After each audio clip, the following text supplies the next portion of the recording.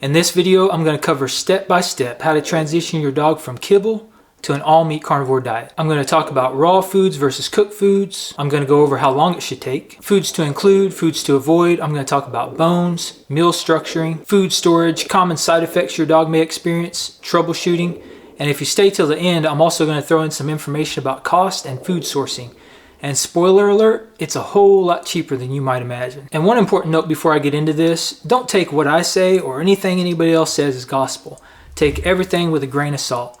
I'm a huge advocate of doing your own research, forming your own conclusions, and gaining experience through experience. Dogs, just like people, are very individualized. There's no one size fits all when it comes to nutrition. So it's super important not to get fixated on certain ideologies and ways of doing things. I guess what I'm saying is be willing to be flexible. You know, if something's not working for you or your dog, don't be afraid to make a change if it improves your health or your dog's health. I feel like we can get so fixated on a certain way of eating and a certain lifestyle and a certain diet that we don't really keep an open mind, and it kind of blocks us off from being able to reach the apex of health. So I think it's super important to try things for yourself, experience things, experiment, and form your own conclusions. And eventually, through doing that, you'll find a diet and a lifestyle that fits you as an individual and that fits your dog as an individual. All right, so let's get into it. So transitioning from kibble to an all-meat carnivore diet is extremely simple. You're not gonna find anything earth-shattering in this video.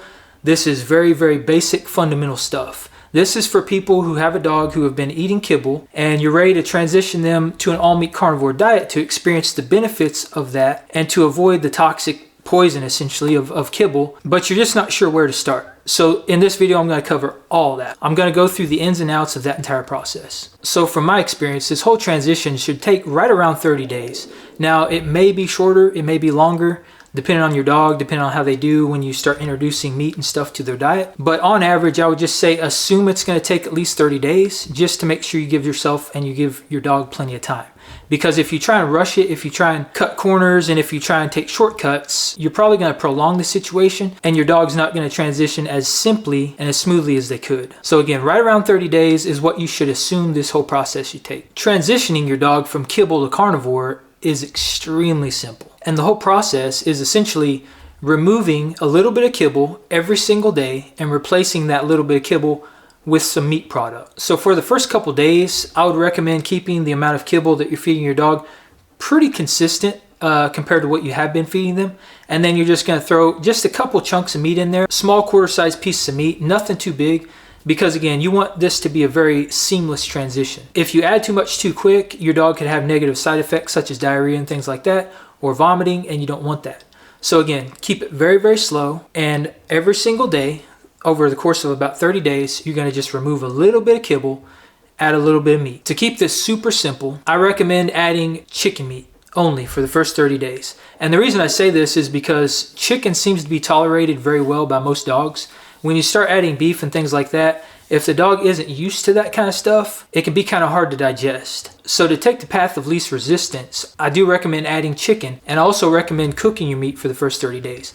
And again, this comes down to what is tolerated the best by most dogs. And generally, cooking the meat is a whole lot easier to digest for most dogs than raw meat straight out of the gate. So the way I transition my dog is essentially I, scaled back the amount of kibble, added more meat, and it was all just cooked chicken.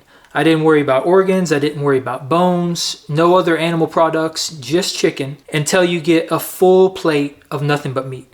And then once you get that, then you can start thinking about adding raw meat, adding bones, organs, and things like that. And the reason I say that is, again, because if you throw too much at the dog at one time, it just kind of overloads the dog. They're not used to this way of eating. It can be a little bit too much too soon, and it can just kind of prolong the process. The whole transition might be a little bit more rocky than it should be. So when adding chicken, my favorite type of chicken to add is chicken leg quarters. And the reason I like chicken leg quarters is because all the skin's on there. It's got a almost perfect fat to protein ratio. There's bones in there that you can save because, again, at first, you don't really want to feed bones just because you don't want to overwhelm your dog.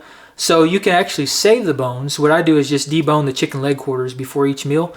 And then I save the bones in a Ziploc baggie, I throw them in the freezer. And then at the end of the 30 days, I'll have enough bones in there that I can pull those out and I can feed those raw, or I can throw them in a crock pot and throw them on for like 24 hours and make some bone broth and then pour that over my dog's meals, which is perfect. And another great benefit to chicken leg quarters is they are extremely cheap. I get chicken leg quarters on average 79 cents to about $1.79 a pound, which is way cheaper than commercial dog food. I mean, again, at the end of this video, I'm going to go through the whole cost breakdown for an entire meal and the difference between Kibble and Carnivore. And I think it's going to actually shock you, but this can be very, very affordable and is actually quite a bit cheaper than most premium kibble. So here's the chicken leg quarters I got from my local butcher. You can see the cost is $1.19 a pound, extremely cheap. This is roughly 6 pounds. And I paid $7.15 for this whole pack. Now I'm gonna go through how I debone these step by step. I'm gonna walk you through the process, what I do with the bones, how I package it all up. And it is important to note that you can, by all means, absolutely start your dog off with raw food. If that's the route you wanna go, just kind of keep in mind that it is gonna be a little bit more of a rocky process for most dogs. And it may take a little bit more time than it would if you were to cook the meat. So after I walk you through deboning this, just kind of keep in mind that you can either throw the meat straight in the dog's bowl or you can cook it. It's totally up to you. And I think raw versus cooked is very individualized. It really comes down to the person and the lifestyle, because there's benefits to both. I mean, getting away from kibble is the most profound thing you can do to improve your dog's health. Just kind of keep in mind that if you cook these without deboning them first, remove the bones and do not feed those bones later. Don't feed cooked bones in any capacity, because cooked bones can shatter, they can break off into shards, really sharp pieces.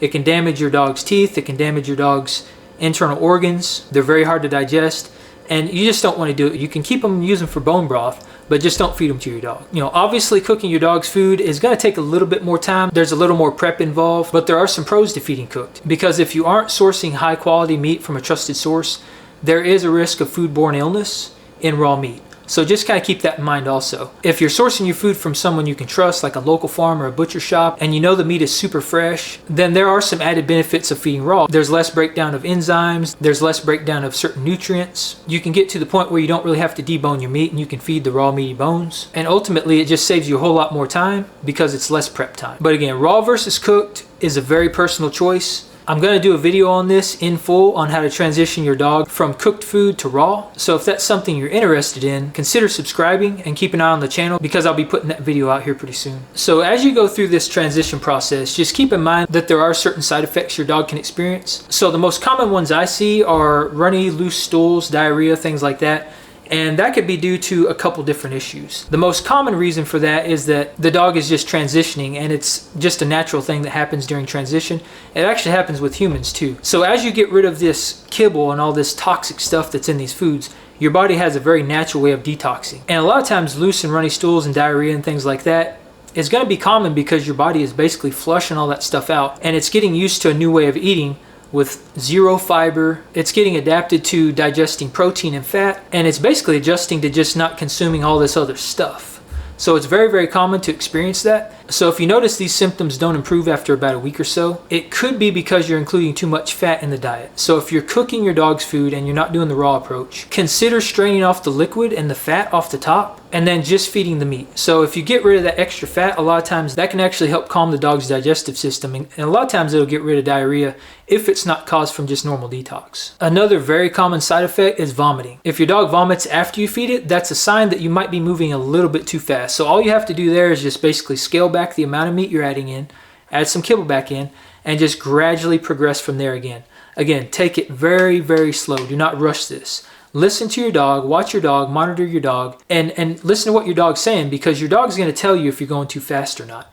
If you experience things like diarrhea, vomiting, lethargy, these are all signs that you might be moving a little bit too fast and you just kind of want to scale back and take it a little bit slower. Now, on the other hand, if your dog vomits before you feed it, that's a sign that you could be underfeeding, and you may want to split up the meals and feed more frequently, so maybe 2 or 3 times a day. So a lot of times if your dog vomits during a fasted period, it's a sign that there's too much bile and too much stomach acid building up in the dog's stomach, and that's why it's vomiting. You don't want your dog to fast too long because you can run into this, so kind of keep that in mind. It usually doesn't have too much to do with the meat you're feeding it, but more to do with how often you're feeding it and the quantity of food you're feeding it. Now, as you get further along in the transition, towards the last couple weeks or so, and your dog's eating mostly meat, if your dog continues to have loose or runny stools occasionally after getting that far along, that could also be an indication that you need to add some fiber back into the diet. Again, Every single dog's different. Every dog is going to have a different experience during this transition. So don't be afraid to add fiber back into the diet. You know, again, this is a big adjustment for dogs, especially if they've been eating kibble for most of their lives and they're getting kind of up there in age. So just kind of keep in mind, these things do happen. And my favorite types of fiber to add in would be pumpkin and sweet potato. Pumpkin is my absolute go-to for my dog. If she gets sick or she has diarrhea or an upset stomach, I just grab some canned pumpkin out of the pantry.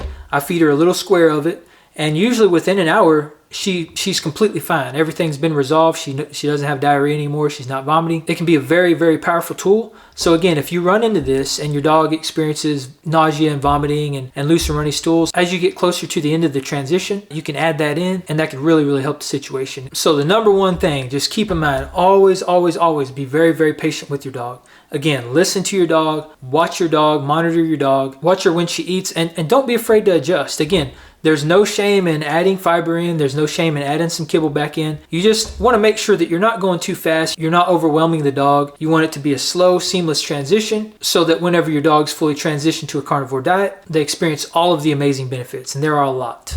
Once your dog's fully transitioned to a carnivore diet and they're not eating poison anymore, then you want to start thinking about how much to feed your dog. And there's a very, very simple formula that can get you right around where you need to be with your dog. So I'll flash the formula up on the screen, but essentially it's your dog's weight multiplied by 2% or 3%, depending on your dog's activity level. So in other words, if you have a 50-pound dog and you multiply that by 0.02, that should come up to about 1 pound of food. So 1 pound of food is what you would want to feed your dog at a minimum if they're not very active. Now, if your dog's more active, you may want to go with 3%. So it would be 50 pounds times 0.03. And that's about 1.5 pounds of food. So for a 50-pound dog, depending on their activity level, you'd be feeding them on average 16 to 24 ounces of food. And just kind of keep in mind, this is for the entire day. So if you end up having to split up your dog's meals and feed them 2 or 3 times a day, just make sure you take that 16 ounces and you split it by however many meals you're feeding. You don't want to feed 16 ounces for every single meal. And again, dogs are very individualized, so this should get you really close where you need to be, but just make sure you watch your dog and monitor your dog's weight. You know, it's pretty common that if your dog's overweight, when they start carnivore, they're going to be losing weight. So that's going to be a common thing. But once they baseline, kind of keep an eye on their weight and make sure they don't start to go underweight, because that's an indication that you're not feeding them enough. And if they consistently gain weight or they don't lose weight, if they are overweight, that's an indication that you might be overfeeding them. So again, don't be afraid to adjust. This is just a really good metric to get you right around where you need to be, and then you can kind of watch your dog and adjust from there. So once you have your portion sizes figured out, the next thing you want to do is start introducing variety to the diet. Now, I've found it's best to treat this entire process the same way you treated the transition from kibble to carnivore. So you want to start with one food. So for example, if you want to add beef to your dog's food, I would start with just a couple ounces of beef, just pull out a little bit of chicken, and add that beef in there for a day, and then watch your dog and see how it does. Over the course of about a week or so, you can add a little bit more beef, remove a little bit of chicken, and then again, monitor your dog, listen to your dog. If by the end of those few days or by the end of that week, your dog's doing fine, you can move on to the next thing, which would be like miscellaneous cuts, things like tendon. You could start adding pieces of bone. When you start introducing bones, I would highly recommend going with the softest bone you can find and smaller bones. Now, you don't want to go too small where your dog can choke on it. You want to size your bones appropriately, but I wouldn't recommend feeding entire bones, at least initially, just because it is going to be an adjustment period for your dog. So again, you don't want to overwhelm your dog, just kind of take it slow. So you can start with smaller bones like chicken feet. That's one of my favorite. Those are extremely easy to digest. There's tons of collagen in there. You can get them dirt cheap, and most dogs do pretty well with them. So that would be my go-to if I was introducing bones to my dog's diet. And then again, a very slow progression. You want to add just a little bit of bone every single day until after a few days or so, if your dog's doing fine, then you can start to introduce a little bit more. This is also the time where you can start introducing organs, things like kidney and liver. You can start introducing gizzards, tripe, heart, fish, different kinds of animals like turkey, deer, lamb, all that stuff. So once your dog's fully adjusted, this is very much the time to experiment with different kinds of meat and just see how your dog does. Again, slow progression. Add a thing at a time. Give it a couple days. If your dog does okay, then you should be clear to move on to the next thing. If your dog starts experiencing negative side effects, it could be a sign that you've just added too much. So you might want to scale back and try again. And if you continue to have those, it just may not agree with your dog. So don't be afraid to cut those things out and find something else to add in there. So a quick note on eggs. Eggs are absolutely a superfood. A lot of people do very well with eggs. A lot of dogs do very well with eggs. But one thing I do want to mention about eggs is there are some dogs that do not tolerate eggs well. So if you add eggs to the diet and you notice your dog is kind of lethargic or is dry heaving or vomiting or just not feeling well the very next day, that's a pretty good sign that eggs don't agree with your dog. My dog is actually one of those dogs.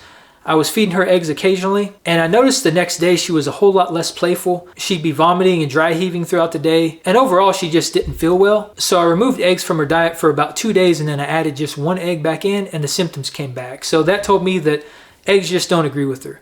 So I cut those out from her diet, and I've heard several people mention that eggs do the same thing for their dogs. So even though eggs are a superfood and they're touted to have amazing benefits, which I completely agree with, there are certain people and certain dogs that they don't agree with. There's things in the egg white particularly that can cause negative side effects in certain people and certain dogs. If you've gone through this whole thing and you transition your dog with cooked food for the full 30 days, the period where you add variety to your dog's food is the perfect time to transition your dog to raw food. And that's as simple as making sure that all these new foods you introduce to your dog's diet are in raw form. That's all it is. So again, if you were to start with that beef and that's what you wanted to add to your dog's food, just make sure that beef is in its raw form. And then for every other meat product that you add in, just make sure it's raw. And then by the end of that period, when you've introduced all the foods you want to introduce, you're going to have a full raw meat diet. So again, slow and steady wins the race. Just continue adding variety, whether cooked or raw, until your dog's meals are properly proportioned and your dog is fully adjusted. Just like with proportion size, there is a formula and a ratio that will get you in the ballpark of how to proportion your dog's meals. And I'm going to put that up on the screen. So this is a general guideline. Just keep in mind, again, every dog's different. This does not have to be exact. This is just going to get you in the ballpark of how to proportion your dog's meals. And then after you've been doing it for a while, a couple weeks or a month or so, you can basically just eyeball it. If your dog was in the wild, it's not going to be eating exact proportions of meals. It would be hunting, it would be scavenging. So that could be a mixture of organ meats, that could be a mixture of muscle meats, bones, whatever it can find in the wild. So it's important not to obsess over these ratios. Again, this is just a general guideline for people starting out. It kind of gives you an idea on how to proportion your meals, but it should not be taken as gospel because again, if your dog was in the wild, it'd be eating a vast array of different kinds of foods and none of it would be properly proportioned unless it was consuming an entire animal nose to tail. So one quick note on organs, and I don't think this is talked about enough. Organs are absolutely a superfood. They're one of the most nutrient dense, bioavailable foods on the planet. Really, when it comes to nutrient density and bioavailability, there is nothing better than liver, kidney, heart, things like that. But keep in mind, every dog is different. Not all dogs can handle having organs every single meal. So from my experience, and this is true for my dog, when I started feeding my dog organs, specifically liver, she did fine for the first 3 or 4 months. And that was likely because I had been feeding her kibble. And most kibble has synthetic vitamins and things like that in there. That's not really good for your dog and they're not very bioavailable. So when I started feeding her liver, I noticed profound benefits right away. Her energy improved, her coat improved, her overall mood improved. And like I said, that went on for 2 or 3 months. But after those 2 or 3 months, just one day out of the blue, I gave my dog, I think it was a small piece of chicken liver with her meal. And the next day, she got violently ill. She had diarrhea and went all over the basement floor. I'm talking like more liquid came out of that dog than you would think is possible. And not only did she have diarrhea, she was also vomiting really, really badly. So I had actually been at work, and when I got home, I basically came home to a catastrophe down there, and my dog was drooling all over the place. I mean, her mouth was just dripping out, and she was just kind of standing there dazed and confused. And I thought she had been poisoned. I mean, that's how bad it was. But I got her hydrated, I gave her some water, and then I went to my go-to. I got some pumpkin out of the pantry, I gave her some pumpkin, and within an hour, everything settled down. She was back to normal. Now, I had a little bit of a hunch that maybe that was the cause, just because I know how I reacted to liver after I basically met my threshold. So for the next 2 or 3 days, I removed liver from her diet, and she did totally fine. And then just as a small experiment, I added just a little piece of liver back in there. She was sick, she had vomiting, diarrhea, all the bad stuff. Same situation. So from that point on, I removed liver from her diet 100%. For actually a couple years. And now when I feed her liver, it's only a couple times a month. And I shave off just small little pieces of liver and add that into her food. And that is all she has needed. She doesn't need any kind of supplementation. She's as vibrant and as healthy as ever. So from my experience, I don't think feeding liver, I don't think feeding organs is essential for every single meal. And if you think about your dog in the wild, would they be consuming organs every single meal? Probably not, because when a wild canine kills an animal, especially if it's a large animal, that animal is going to be shared amongst the pack. And there could be several different dogs consuming that animal. So if one dog does get organ meats, it could be very small amounts. Or if the animal's smaller, the dog may not get any of it at all. So when it comes to organs, I find that it's very, very important to watch your dog, monitor your dog, and make sure they're not getting those symptoms. And the things to look out for are general lethargy, vomiting, diarrhea, nausea, excess drooling, things like that. Just look out for those symptoms. If you're seeing that and you're feeding your dog organs on a daily basis, you may just want to cut those out, scale them way back, or just add them in a few times a month in very, very small quantities. And then as a final note on bones, I just want to reiterate, cooked bones, roasted bones, any kind of bone that has been heated can splinter. It can break up into very small, sharp pieces that aren't easily digested. They can get lodged in your dog's throat. They can harm your dog's intestines. And generally, they can just be harmful for your dog. So my recommendation is to always avoid cooked bones. Only feed your dog raw meaty bones. All right, I'm going to walk you through step by step exactly how I build and structure my dog's carnivore meals. Now just keep in mind that this is going to be unique for everybody because again, not all two dogs are alike, but this should give you a pretty good idea on how to balance and structure your dog's meals. And it should give you a pretty good indication of the kind of prep work that goes into building your dog's meals. All right, I'm going to start with the chicken leg quarters. This makes up about 50% of my dog's meal. So what I like to do is just debone this whole thing and then I keep the bones for bone broth. So I'm gonna go ahead and debone this. The only thing you need is a sharp knife. This is a boning knife, but really any kind of sharp kitchen knife will work just fine. So I usually start right here at the end of the leg and I'll just make an incision and then cut straight down the bone. And then you can see this just lays over. You can see the bone here. And I'm just basically gonna follow this bone all the way down until I get the bone out. Cut through the joint, separation right there. Again, just cutting all the meat off.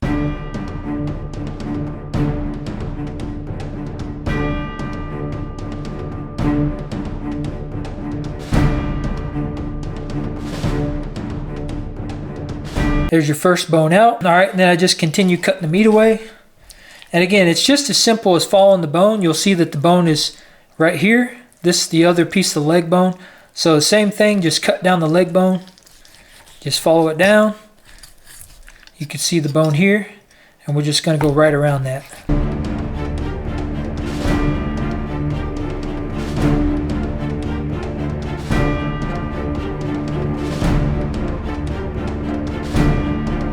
So with the bone exposed, you can see there's a joint here. You just want to cut that joint away, and then remove this bone.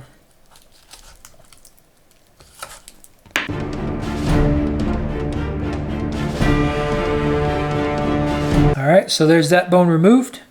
Set that off to the side. Now basically what we're left with here is the back. Now this is the piece that I usually feed my dog, but for the transition period I would recommend removing all the meat from this bone as well. So I'm just going to go ahead and cut all the meat away from this. And again, just follow the bone down. It's as simple as just following it on down, cutting all the meat away. Alright, we got a pretty good pile of meat started up here. So here's the backbone. And again, just follow the bone, and then you're going to get all this meat cut away from this bone. So once you have all the meat cut away, you're left with this small piece of backbone. Now there's some kidney in here. This is great to feed to your dog. You can pull that out. So what you're left with is a pile of meat, and there's tons of collagen in this. You've got skin. It's a perfect protein to fat ratio for your dog. There's a little bit of organ meat in there in the form of kidneys, and you've got tons of connective tissue, tons of cartilage, and this is a really, really good base for your dog's food. So I'm going to go ahead and add this as my base. That's going to make up the base of my dog's meal. Next thing I usually add in is some gizzards. So I've got some good gizzards here. Now the gizzards I buy come with chicken hearts as well. So I add some gizzards and some hearts in there. And these meaty organs add very unique nutrients to your dog's meal and kind of helps balance things out. The next thing I add is some ground beef. Add that in there. 2 of my favorite raw meaty bones, chicken feet. Throw those in there too. And then just keep in mind, if you're cooking your dog's food, don't cook these. So I would save these until after your dog's fully transitioned. And this would be a really good food to introduce after that time.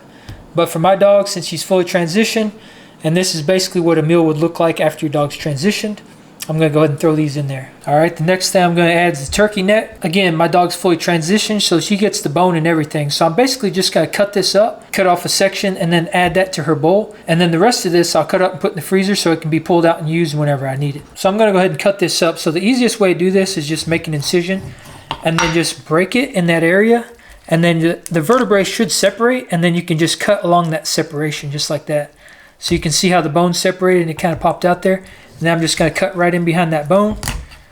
And then that's a piece right there that I can use. So just kind of follow that same process for the whole thing. All right, so throwing the turkey neck in there. So as you can see, quite a bit of food in here so far. Now my dog is 56 pounds, so I usually feed her anywhere from 1.5 pounds to 2 pounds. All right, the next thing I'm going to add is the dog food from my local butcher shop. Now I'm not a huge fan of plastic cutting boards, but this stuff's already encased in plastic, and for the purpose of me not damaging my countertop, I'm going to use this. And something you always want to kind of keep in mind is for food sanitation, you don't really want to mix beef and chicken and turkey and all these things on the same surface. So I always like to either clean my cutting board or use different cutting boards depending on the kind of meat I'm cutting up. If you can't find this, you can always just add a little extra ground beef or some other type of animal product to your dog's food. I just love this stuff because it has so many unique nutrients in there. So I'm going to include some of this with my dog's meal too. So the way I usually cut this up, I just do little coins here. And I'll just make, about 1 inch or so. I'll cut all the way down here. I just leave it in the plastic casing. And then I go through and I cut the whole thing up. And then I'll end up packaging this up and store it in the freezer so I can pull them out whenever I need them. So that's all cut up. I'll go ahead and pick me one out. And then I'm going to add this to my dog's food. Throwing the butcher blend in there. I usually just kind of crumble it up, just kind of mix it in, give a little variety in there. Doesn't really matter too much. My dog just likes it. One last thing to add, and this meal will be complete. So the way I typically add my liver is I have this frozen in the freezer, and I'll just pull it out frozen, and I just shave off some very, very little chunks. Liver actually cuts up pretty easy when it's frozen. So again, very small pieces. These 2 pieces are about the size I feed my dog. And again, she doesn't do real well with liver, so I only give this to her like maybe once or twice a week or a couple times a month. So in go my 2 pieces of liver, throw those right on top. And then last but not least, I throw a couple pieces of kidney in there. I don't trim the fat off the kidneys. I figured this is how it would be consumed in the wild, so I kind of leave that on there. And it's not that much excess fat, so I'll just throw those in there. I already had them cut up in the freezer. And that's it. So a lot of times what I'll do is just pour some heated up bone broth over top of this whole thing and then give this straight to my dog just as is. Now, like I said, if you want to cook this, absolutely. This is going to provide a tremendous amount of benefits, whether it's cooked or raw. Just make sure that anything that has bones in there, if you cook it, you debone it before you feed it to your dog, because you don't want to feed your dog cooked bones. But aside from that, this is a very balanced, very well-proportioned meal that's going to bring your dog to the apex of health and give it everything it needs to thrive. The last step, I usually heat up a little bit of bone broth, add a couple chunks of meat to it, and then I'll dump this over my dog's food right before I feed it to her. Once it's good and heated up, I just dump this right over top and then stir it all together. And this kind of warms the food up too, gets it about room temperature, about lukewarm. And then once I've got it all mixed up, and it's not too hot and it's kind of mixed with the cold food, just kind of test it, make sure it's about body temperature. You don't want it to be too hot. And then I just give this to my dog.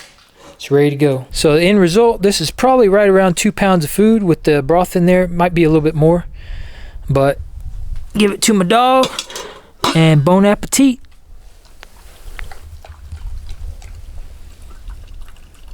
She usually takes her bones out of the bowl and she'll go out into the yard and chew them up. That's why I don't feed her in the house, because she doesn't really eat over her bowl.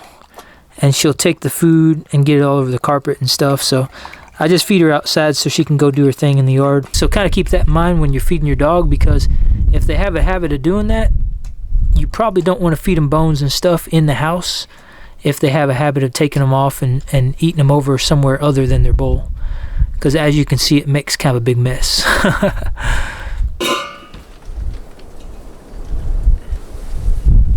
So you know your dog loves their food when the bowl is just as clean when they're done as it was when you started. Alright, so the moment I know everybody's been waiting on, and that is cost and affordability.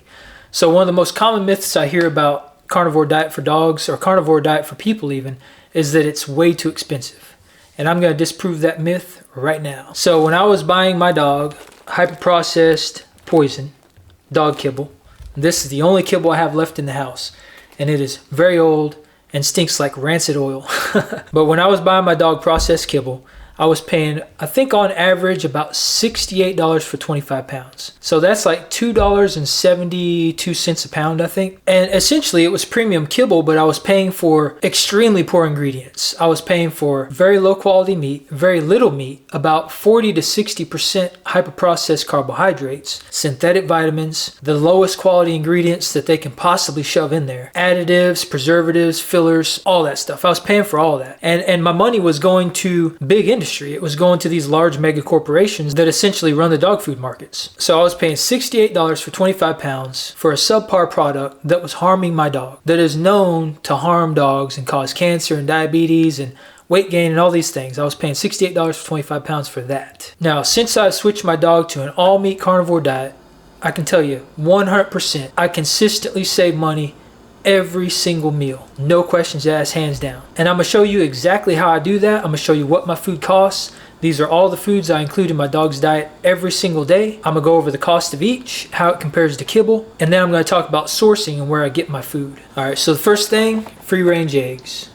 So these, I paid $6.49 for 18. Not a bad cost when you consider this is an absolute superfood and contains pretty much all the essential vitamins, minerals, and nutrients that it takes to grow an animal, because that's what an egg does. It grows an animal. So when you boil that cost down, these eggs cost 36 cents an egg. And you really only need to feed your dog like 1 egg per day. So this is something you can just add to your dog's meal. So this whole carton should last you about 18 days. My number one staple food, and this makes up about 50% of every single one of my dog's meals, is chicken leg quarters. All right, right there. So I got these from a local butcher shop. And as you can see, these cost me $1.19 a pound. Now I'm able to catch these on sale sometimes for 79 cents a pound, okay? Now, usually the cost of these from a local butcher shop, they run me on average 79 cents a pound to $1.79 a pound. This is not a bad price. I just got these a couple days ago, as you can see by the date right here. So this is one option. Again, these are sourced from a local butcher shop. And just to show you some other options, I bought one also from Walmart here. So this is Purdue Farms. All right, I paid $8.72 for these, so that boils down to 87 cents a pound. And this is a 10-pound bag. So 10 pounds of high-quality chicken. This is not as high quality as from a local butcher shop, obviously, and I don't really advocate shopping from big chain grocery stores, but it has to be done sometimes. It's a necessary evil sometimes. I get it. I do the same thing sometimes.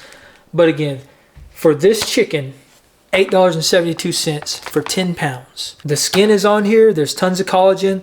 The protein to fat ratio is almost perfect for your dog. And there's bones in there that can be fed raw as well. So this is a nutritional powerhouse for your dog and is one of my staple foods. Another one of my favorite staple foods is chicken gizzards. All right, so I got these from my local butcher shop. This was $1.08 for this entire container. The price per pound is $1.59. All right, and this is considered a muscular organ, and gizzards contain unique nutrients that will just help to round your dog's diet out. Now again, just as an example, because I got those gizzards from a local butcher shop, I got these from Kroger. All right, this whole pack right here was $2. $2 for this whole pack. So that's $1.60 a pound, and this is Heritage Farm. Again, this is from big chain retailers. Probably not as nutrient dense as the stuff I'm getting from a local butcher shop. But in a pinch, and if this is what you have access to, there's absolutely nothing wrong with buying these. And gizzards make up probably about 10% of my dog's diet. I like to throw those in there. Just kind of helps round her meal out. Another one of my go-tos, and this is probably my all-time favorite raw meaty bone, is chicken feet. So these can be kind of freaky for some people, but these things are absolute collagen powerhouses. There is nothing better. If you've ever taken chicken feet and boiled them down and made bone broth out of them, it's some of the most thick, consistent jello you'll ever see. All right, and as you can see, I got these for $2.24 a pound, and this whole container cost me $3.16. Raw meaty bones are usually around 10% of my dog's diet. They're digested very easily, and it's just another great food that helps round out your dog's diet. But when I make my dog's meals, I usually throw 1 or 2 of these in there every day, so this pack's gonna last me quite a while. Another fantastic staple food, and this is my personal favorite from myself, is ground beef. So as you can see, this ground beef right here cost me $2.99 a pound, okay? Now, I bought this again from my local butcher shop, but I also went by Walmart, I went by Kroger, and I priced their ground beef, and theirs was $3.25 a pound. So I was able to get this from a local butcher much cheaper, and this meat is much more high quality than what you can get at big box retailers. So I don't feed my dog a whole lot of ground beef. Now, I personally eat a ton of ground beef myself, and I'll be eating a lot of this, but red meats typically make up about 25% or so of my dog's diet. And again, that just adds some variety in there, some variation in nutrients, and helps balance out the meal. Another fantastic item. So tripe can often be found pretty darn cheap. As you can see on this one, I got this one for $2.99 a pound. Now, a lot of times you can find this at Walmart and other big box retailers as well, but this is essentially the stomach of a cow. And this adds very unique nutrients to the diet, tons of collagen, and it can be found very cheap. When I went by Walmart, I think I found that for $5.97 a pound. So getting this from a local butcher shop was way cheaper than getting it from Walmart. Another one of my favorite staple foods, and probably the best raw meaty bone, is turkey necks. All right, and I got these for $2.09 a pound from a local butcher shop. These can be a little harder to find at big box retailers. So places like Kroger, Ralph's, Walmart, things like that, might be harder to find. It depends on where you're at. Now, if you go to your local butcher shop, most of them will carry this kind of stuff. And turkey necks is tons and tons of tendon. There's some great meat on there. The bones inside are pretty easily chewed. They're pretty easily digested. And this is a great option for getting bones in your dog's diet, tendon, unique nutrients, protein, and there's a perfect protein to fat ratio because this is a darker meat. So there's quite a bit of fat in here, and there's plenty of protein as well. So this is a perfectly balanced meat to add to your dog's diet. Now, what I usually do with these is I'll just cut them up in small sections, and I'll add a small section to each of my dog's meals. And again, that just adds some unique nutrients, some extra bones, some extra meat, tendon, collagen, all that good stuff. Pretty much everything your dog needs to thrive. And my last carnivore staple food for my dog is this right here. And this is essentially all of the scrap meat that my butcher has. They just grind it all up and they package it and sell it for dog food. All right, so this costs $2.49 a pound. Now, the great thing about this is going to have all different kinds of cuts in here. It's going to be all the scraps from the steaks they've cut up, all the organ meats, skin, all this stuff. It's going to be packaged in this roll right here. And $2.49 is way cheaper than ground beef. It's cheaper than some chicken. It's cheaper than a whole lot of meat products. And I usually go in there and I'll just buy them out. I'll buy as much as they possibly have. And then I cut this up and I'll package it in individual pieces. That way when I'm ready to pull it out, I can just grab one of the sections and I feed that in my dog's meal. So this usually ends up being a part of the 25% of the red meat I feed my dog. And again, tons of unique nutrients in here. If you have a local producer that makes this stuff and sells it, I would highly recommend it, especially if you can get it this cheap, just because of the unique nutrient profile it's going to have. And of course, no meal would be complete without kidney, nutrient powerhouse, and liver, another nutrient powerhouse. And I don't source a lot of my organs locally because I hunt and I can get a lot of this stuff from the animals I hunt. But if you were to buy this, you can usually get it for anywhere from $1 to $3 or $4 a pound. So it's really, really cheap. It's only going to make up about 2% of your dog's diet. So it's going to last you a very, very long time. And the nutrients you get for the cost is unmatched. So this is what a grocery haul for my dog looks like. You've got the turkey necks in here. You've got the dog food, the ground meat from my local butcher shop, the eggs, the tripe, chicken leg quarters, ground beef, gizzards, more chicken leg quarters, and chicken feet. If you're having a hard time finding these foods at your local retail chains, I'm going to put a link in the description below to my website. It's apexpackandtribe.com. There's a map on there that I created over the course of about a year, and there's over 7,200 listings for local farms and local butcher shops all over the United States. Please, please, please use this map. That's what I built it for. It's 100% free to use. If you can't find anything in your area, let me know, and I'll see if I can search something up for you. But I touched every single one of those websites myself, and there are very few places in the United States that does not have local farms around it. And if you can't find anything, look around other areas too, because a lot of these farms and a lot of these butcher shops offer shipping options now, and some of them actually have delivery routes. But again, the map is 100% free to use.